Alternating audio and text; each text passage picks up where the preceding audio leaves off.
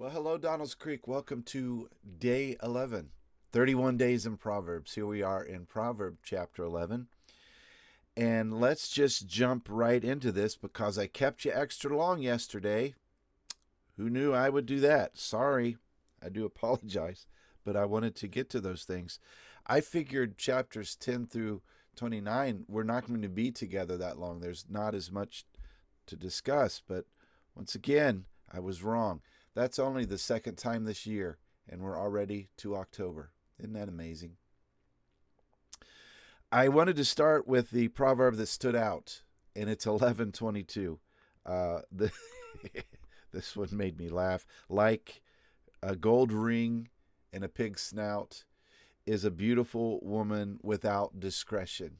Okay, so go back a couple of days, and I was saying to you, I think it was in Proverbs 8 or 9, um, take the gender out. This is only for literary and poetic purposes most of the time. I'm not going to say that that's 100% true, but it's true in this case. Okay? Um, think of it this way. Grew up in the Appalachians, and we had a saying down there for the hillbillies, which, that's me. You can take the boy out of the hills, but you can't take the hills out of the boy. Very similar saying to what we have, here in 11:22. You get a boy who grew up in the hills, and you put him in some culture, and he's like, hey, what's this extra fork for? That sort of thing. You get maybe a little bit confused, but that's what they're saying here. Another saying: you can dress them up, but you can't take them out. That's another way of similarly saying this principle. In my lifetime, I've met many a woman who was really, really beautiful, but as soon as she began speaking, that beauty began to fade. That's a principle here. Fortunately, the last beautiful woman I met, I married, so got to stick to that story.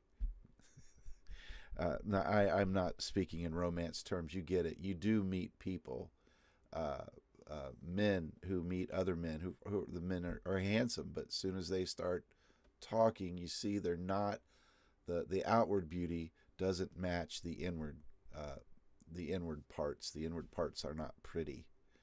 So that's really what this is getting at the heart at. So let's take a look at our win, place, and show. Wickedness versus righteousness that's going to probably win many of these, most of these, through the rest of our time together up to chapter 29. Money. This came down. It was really close. This just came down to just a matter of words. But money and leadership, there in place and show. So I'm going to spend some time here in the three things. So let's get to that right now. This first one is something that it woke me up at night. Let's look at Proverbs 11 verse 1, and my translation here says, "A false balance is an abomination to the Lord, but a just weight is his delight." So one of the things that we talked about from the very beginning is this thing that principle versus law, or another way of saying it is we're talking about generalities. But I was doing one of these videos the other day, and another voice popped up in my head, and it said, not really comfortable with that. And it was regarding the verse, "The fear of the Lord is the beginning of wisdom." And the reason I wasn't comfortable with that is that's not a general rule. That's a law. The fear of the Lord is the beginning of wisdom. 100% of the time. And this is the problem we're running into. So you run into some proverbs that are not true 100% of the time. some of them are true 100% of the time. So how are we going to deal with this? And that has been on my mind for a few days as I've tried to work through this, uh, because this 11 verse 1 is one of those that's true 100% of the time.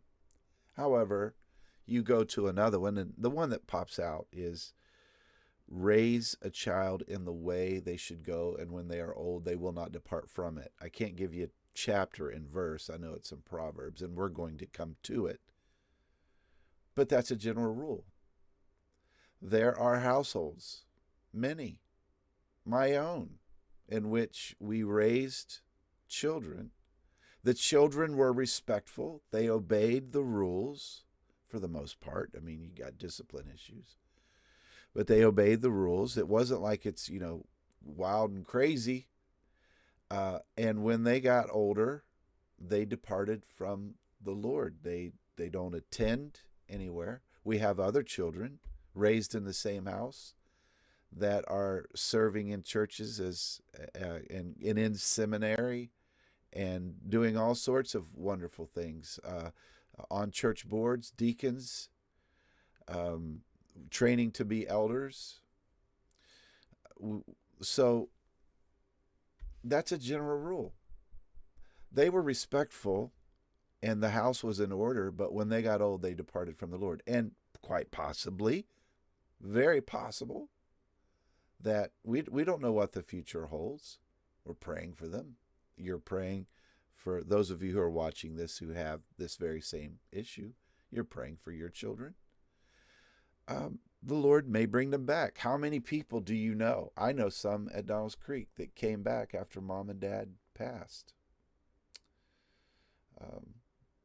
You might not see it in your lifetime, but you're diligent and you're going to be faithful and pray for them. So when you look at a proverb like that, it's a general rule.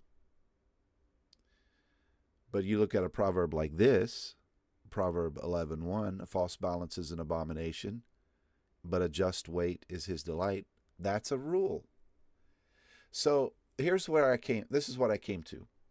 Let me see what these slides say. Oh, that's just I should have gone forward. Okay. And what does this one say? Okay, this is an example of a gracious woman gets honor and a violent man gets riches. Here's an instance. The reason I brought up this is from 11:16, is I went searching for proverbs that say the opposite of what this one says. And Proverbs 22:8 and 28:17. Let me look at 20. Let me look this one up. I didn't print it out on our screen. 22:8. Whoever sows injustice will reap calamity, and the rod of his fury will fail. So here it says that a violent man will get riches. Here it says that the person who sows injustice and calamity and is furious, again, another word for violent, will fail. So we have proverbs that say the opposite things. So that goes back to our principle versus law, that there are general principles, but there's also in the Proverbs things that are hard and fast, things that are law. And we dealt with one of those with the fear of the Lord is the beginning of wisdom. Trust in the Lord. Trust in the Lord with all your heart and lean not on your own understanding, and he will make your path straight. Is that a general law, or is that a principle? General principle or a hard and fast law? I would say it's a hard and fast law. So that's why I'm like, we need to rethink. That's why this thing number one, we need to rework this general rule idea. We need to come back and rework it. And here's where I'm at. I believe that if you can look at a proverb, as we have studied up till now, remember we said that the Proverbs match the commandments. It's saying, it's wanting you to follow the teaching of the Lord. The teaching of the Lord, the wisdom of God is the commandments. If you can tie a proverb to a commandment, then it's a law. Otherwise, it's just a general observation of life. Train up a child in the way he should go. You're not going to tie that to one of the 10 commandments. But you can tie 11:1 to a commandment, right? A false balance is abomination to the Lord, and a just weight is his delight. You can tie this to covet, thou shalt not covet, and is that right? Bear. That's one. Remember, I said when you're on the spot. Is it bear? No, that's when you don't have anything on. Okay, don't bear false witness. That's don't lie. Don't covet. If you have a false balance, that means that you're in the store and you're trying to get something from the customer. You're trying to give them less than what they're expecting, and you're getting paid for that. That's coveting. Greed. It's also lying. So does that make sense? I know you can't speak to me through the camera, but that's kind of where I'm at on this. Is that there are some things in the Proverbs that are hard and fast rules. And so that's one of those things that I told you I've been learning as I've gone through this. And I've read through these. And the dog just did something over there. We got to check on that when I'm done. Did you hear that? Thing number 2, it is easier to destroy than to build. Look at Proverbs 11:9. With his mouth, the godless man would destroy his neighbor, but by knowledge, the righteous will be delivered. It's much easier to destroy verbally those around us, those that are our neighbors, those that we work with, and those that we care about, friends and family. And so I came across this video, and any of you who have children or grandchildren, share this with them. You don't have to share the video. Actually, you can do it yourself. You can go and recreate this in your house. It's like 40 seconds long, but I thought it was fascinating, and it really encapsulates this proverb well. Let me go and see. How do we get it started? We hit play. Okay, now pull me up. Pull me up. Do you understand what I'm saying? It's so much easier for somebody to pull you down. Hear me. It's so much easier for somebody to pull you down than you to pick them up. In other words, good decisions. You're a beautiful young lady. You're trying to do your life right. Your mom and dad are instilling in you virtues and different things that are very important to what a young lady needs. And you're up here and you're doing it right. Not that you're on a pedestal, but you have the right thoughts and values. But the right person comes along, can easily pull you down, then you can pull somebody up. Oh, yeah. You That's understand what I'm good. saying? Yeah. You got to understand how important that is. Okay? Yeah, see, isn't that good? That's some good stuff. That it's much easier to get pulled off that chair than to put on, to be put on that chair. And this is something that you could share with your kids and grandkids. The people that you put around you, that is so important, so valuable. Thing number 3, it's best to know what you don't know. And that is there, verse number 10 and 14. It talks about when it goes well with the righteous, the city rejoices. It's about leadership. And when the wicked perish, there are shouts of gladness. Another leadership, when there is no guidance, the people fall. But in an abundance of counselors, there is safety.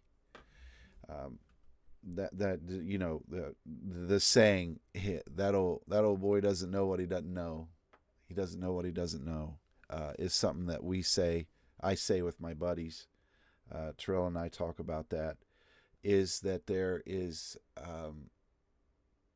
are people who don't know things, and they don't even know that they don't know them. And Solomon found himself in that situation. We can go all the way back to day one. When we got into Proverbs 1, we talked about the beginning of this, how Solomon got so wise. Is the Lord came to him and gave him a wish, a desire. What do you want? And he said, I'm young and I have a big responsibility. Give me wisdom. I'm young and I don't know what I don't know. That in itself is pretty wise. But anyway, both of these verses kind of reiterate that very thing. Okay, we've come to the end. Thank you for being with me here today on day 11. Hope you have a beautiful, fantastic weekend. See you at the church.